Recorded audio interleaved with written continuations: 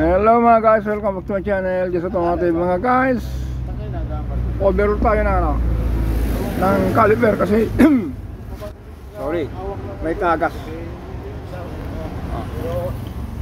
Ayun na, babasa ng fluid. Abangan nyo ba ito, ilinis natin at panoorin natin kung paano magtanggal. Sabi ko mga guys, tanggalin natin to at i-overall natin. Ayan mga guys, wala rin caliper. Puntahan natin. Ayan mga guys, ito yung malakas na tagas. Nakakaano kasi sana yung sa bas. Check natin mamaya. Sana walang kalawang para masave yung ano, yung stone.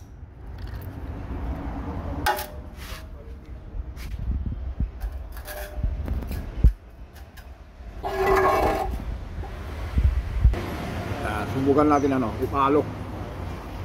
Kahoy naman to.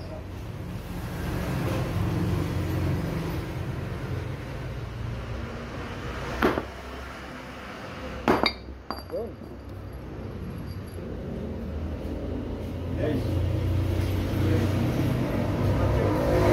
Bili ka na kuya. Kaya po nakaano po kayo rito, nakapasok kayo ng ano, ng baha. Pinasok po ito ng ano, ng tubig, pinalawang. Yun, hindi ba pupunta ako, hindi matuloy-tuloy dito. Bili ko tayo ng ganito kuya. Yan. Oo. Isang piston. Sa kabila wala naman tagas pa no? Mame? Bili ka nga ng ano, ikambas mo yung piston, caliper. Ano ito? Napasok ng tubig, puro kalawang oh. Okay po. Kaya pala sama na ng pagdadrive ko. Yan, nilinis na lang natin to at palitan natin ng buong piston kasi kung nilinis natin to, yung bulo-bulutong nya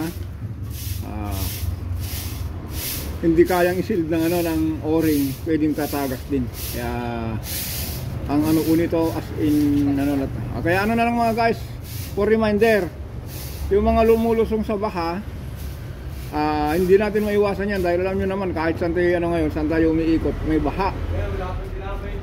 Okay, pabili tayo ng piston, ilinis natin to, panoorin natin kung paano maglagay.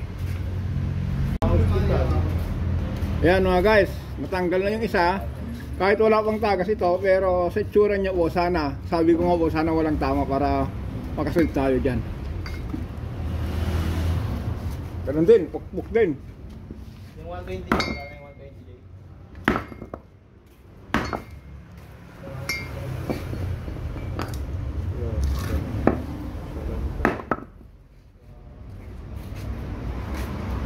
Taray ko.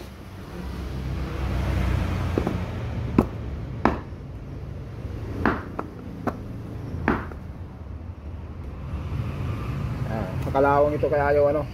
Ibig sabihin dito kuya, ano to, stack up. Gamitan na lang natin ng pinagbabawal na technique. Kumuha ka ng sir. Kumuha ka ng eksaktong turing nyo dito. Kasi eksakto yun, nakagitna. Gamitan na lang natin ng pinagbabawal na technique.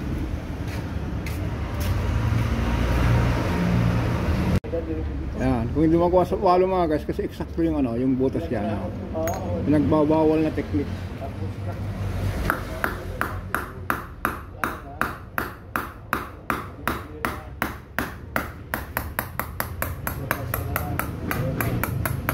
Yun oh. Kalawang. Sir, ikambros mo nga ito, sana walang tama. Pero kung pinakamagaan, may kambros mo para makita. Yan mga guys, imagine nyo po yung kalawang po. Yan o. Kaya ginawa natin, pinakambros natin. Yan po yung tinamaan o. Kaya obligado magpalit tayo ng ano, piston na dalawa. Tapos ilinis natin to.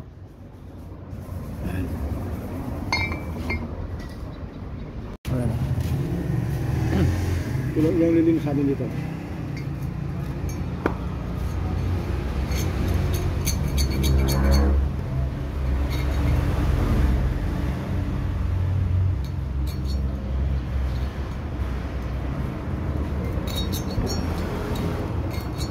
Ngayon malinis na to.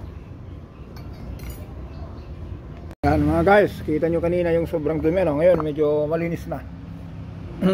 Kulang pa tayo sa ano yan, sa kutkot yan, yan, no? Kasi mga guys, kung ito po, itong yung pinaka-kanal po nito, kung hindi nyo po gaano lininis po yan, kahit bago po yung itong repair kit po, minsan po yan, kung meron pong singit dito, nakasingit na dumi yung kalawang, hindi nyo po may pasok nyo po ito pero sa pilitan po. Minsan yung mga iba po nakikita ko po, o kaya yung mga tao ko dati, kung wala ako, minsan dinadaya na lang nila, pinupukpok. Mga ilang araw, babalik yung customer natin, may tagas, napilit po yung yung goma, karoon ng tama kasi pinasok nila ito ng dilininis. Kasi minsan mga guys, hindi natin maiwasan yan. May mga minsan dati sabi ko nga po, nung namamasukan pa tayo nang humawak tayo ng tao, ganun.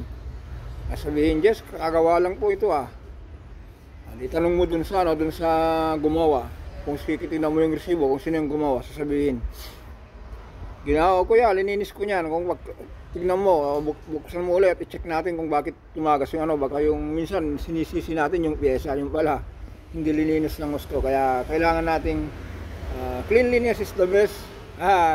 Yung kalinisan number 1 para po umiwas tayo sa back job.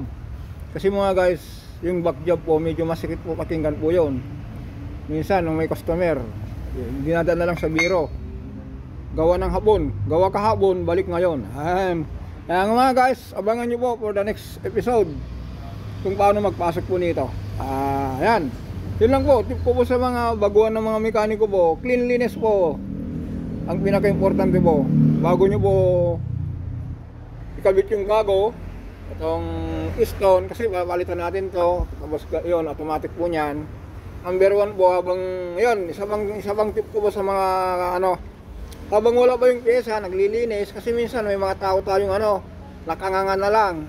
Habang wala pa yung pyesa, kung nagte-text, o kaya kung anong ginagawa. Ngayon kung dumating na yung pyesa, saka gumalaw. Kaya tip ko sa inyo po yan para mapabilis yung trabaho. Okay, for the next episode, kung paano tayo magpasok ng piston. Bye bye!